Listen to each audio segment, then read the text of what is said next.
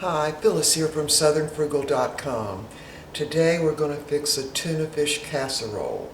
Now I'm going to title this No Fishy Taste Tuna Casserole because I don't know how y'all feel about tuna, but I just don't like the fishy taste, so I always end up getting the albacore white tuna. And the Bumblebee company has put out a different type. It says, I'll read it to you in case you can't see it on the screen.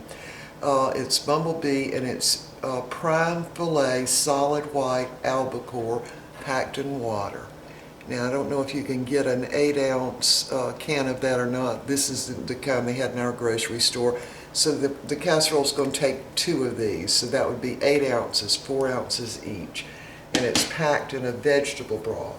The other thing you're going to need is half a box of stovetop dressing, and the chicken is best, okay? So we're going to use just half a box of that, and I've already cooked that according to the package directions. Just 2 tablespoons of water, 2 tablespoons of butter, and let's see, 3/4 a cup of water. And I just mixed up half of it because we're going to use this in the bottom of the little casserole dishes. All right, you'll also need some non-fat instant dry milk, half a cup of that, and 1½ cups of water. Half a red bell pepper chopped up, or you could use one of those little small jars of pimentos. That would work too. Just drain them first. I'm going to use Old Bay seasoning. I'm going to use a little bit of onion powder and a couple of sprinkles of the parsley flakes. That's the dried parsley flakes. So the 8 ounces of cheese, and I'm just using the sliced cheese, but you could use 8 ounces and just shred it yourself. But we're going to put part of this on top of the little casseroles, part of it in the sauce. All right, so to make the sauce, let me turn this down so you can see. Got 2 tablespoons of melted butter, and to that I'm going to add 2 tablespoons of flour. And we're just going to heat that up a little bit. And this is going to make our sauce that's going to go in this tuna casserole. Alright, so while that's heating up, I'm going to go ahead and mix my ½ cup of non-fat dry milk into my 1½ cups of water. Let me just get a whisk and just mix that up. Now there's a reason for using the non-fat instant dry milk, because we don't want anything to curdle, because we're going to end up putting this in the oven. So you'll need to preheat your oven to 325 degrees. And what we're going to do here is just let this flour and butter kind of boil up a little bit. Cook that flour just a little bit. And then we're going to use half of the cheese in there. And it's not shredded or anything. I'm just going to put it in sliced, and I'm going to save back 4 slices of it. Now see that, okay, my stuff is already bubbling up, so we're going to let that bubble just a few minutes. I've got 4 2-cup Pyrex little casseroles, and I've buttered those real thoroughly. And I'm going to put them in the oven on a cookie sheet. Alright, so my butter and flour are pretty well bubbling up. And now I'll turn that burner down to medium-low. And I'm going to go ahead and add the non-fat dry milk and water. Just mix that around. And we're going to let this almost come back to a boil. And while we're waiting for that to heat up, I'm going to go ahead and add my stovetop dressing to these little bowls over here. So I'm going to just divide it up among the 4.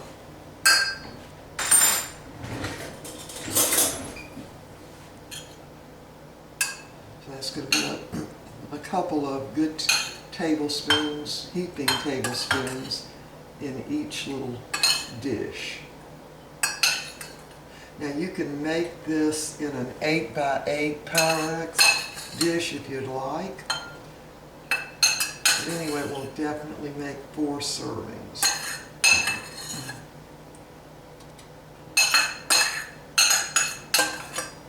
you could just, you know, save your, the other half of your stovetop dressing for another time. And I did notice on the back of there, it looks like a really good recipe for meatloaf. You could kind of half that and use the other part of the box. All right, I'm just going to stir my little milk and butter and flour mixture just a little bit. Make sure it doesn't stick on the bottom. All right, so I'm just going to take a potato masher here and mash this down in the bottom of these little bowls, because that's going to be somewhat of a little crust. And I don't want it floating up to the surface, so just mash it down in there.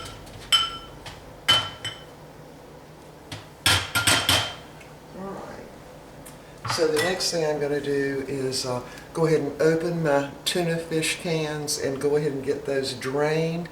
And I'll also be putting the 4 slices of the cheddar cheese in my little sauce here and get that melted. So this is going to take a few minutes, and I'll go ahead and open these cans and drain them, and we'll be right back.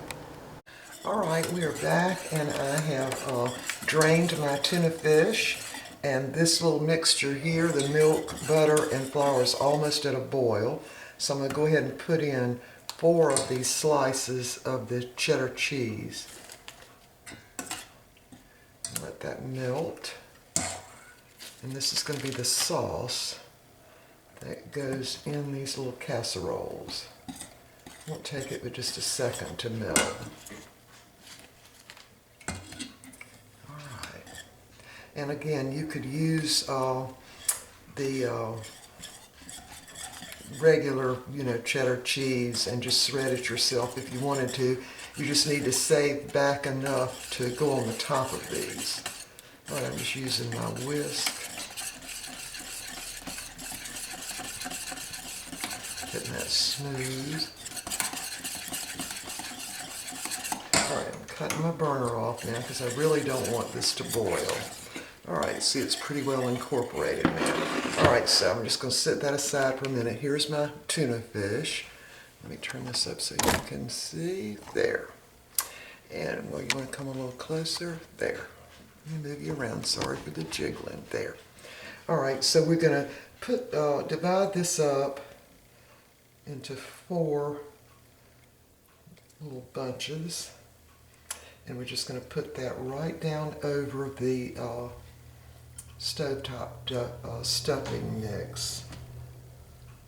And you don't want to crumble it up too much. You want there to be big chunks of tuna in there.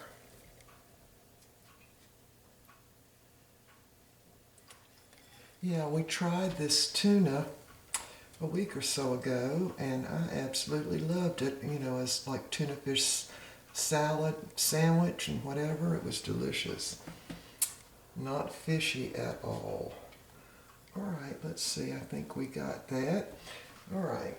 So now, these are red bell peppers, and I buy these in bulk at the farmer's market and freeze them. Now, no blanching or anything like that, but once you freeze them, the peeling comes off really easy. All you do is just put it under a little warm water and catch your fingernail under the skin and just pull it right off.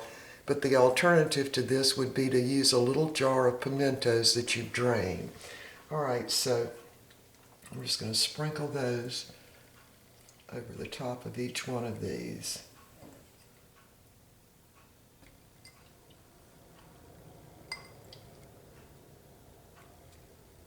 Divide it out as equal as you can, spreading it around.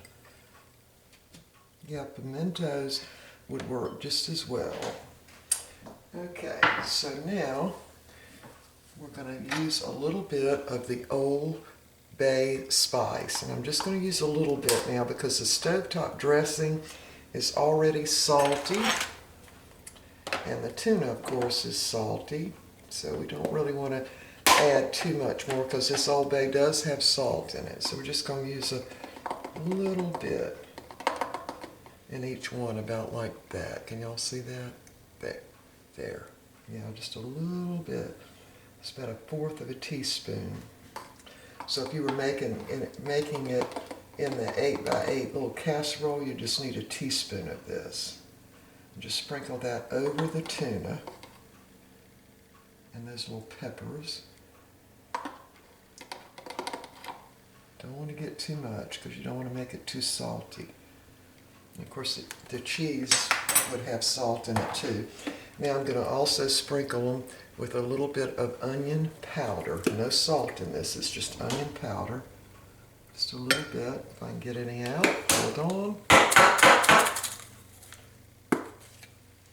Yeah, smells good.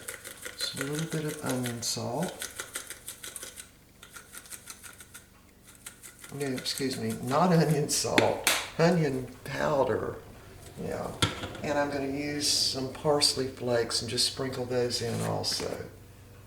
Just a little bit on top.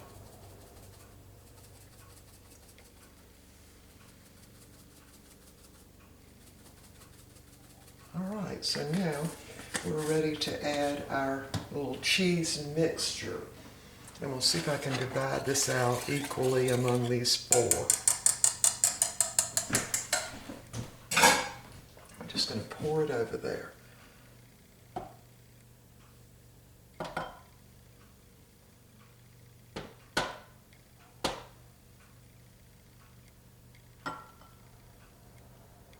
Just as equal as you can. And this, of course, would work great with shrimp, scallops, even salmon, I think, would work really well. A little more in this one. Get all of that out. A little more in this one.